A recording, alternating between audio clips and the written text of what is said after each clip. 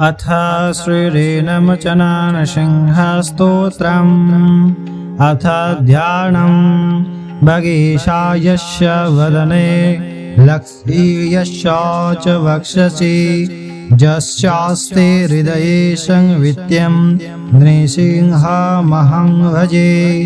अथ स्तोत्रम् देवताकार्यसिद्ध्यार्थं सभास्तं भवसमुद्भवम् श्रीनृसिंहं महावीरं नमामि दीनमुक्तये।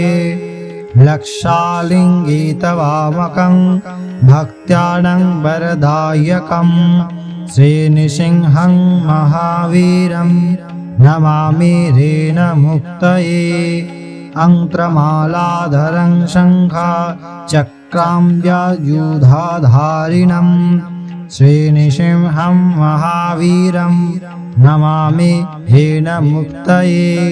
स्मरणात् सर्वपापघ्नं कद्रायविषनाशनं श्रीनृसिंहं महावीरं नमामि दीनमुक्तये।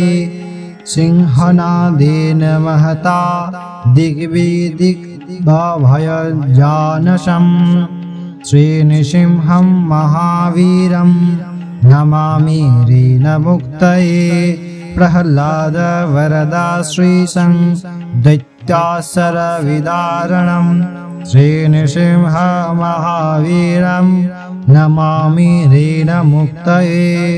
क्रूराग्रहै व्रणीतानं भक्त्या नामभयप्रदं श्रीनृसिंहं महावीरं नमामि दीनमुक्तये। वेदवेदांस्तयोगेशं ब्रह्मरुद्रादिवन्दितं श्रीनृसिंहं महावीरं नमामि दीनमुक्तये। इत्थं य पठते नित्यं ऋणमोचनसिद्ध्यये अरिणो यायते शीघ्रं धनं विपुलमाप्नुयात्।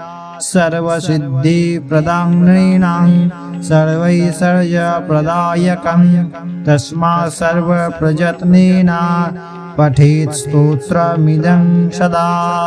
इति श्रीनृसिंहपुराणे ऋणमोचन श्रीनृसिंहस्तोत्रं समाप्तम्।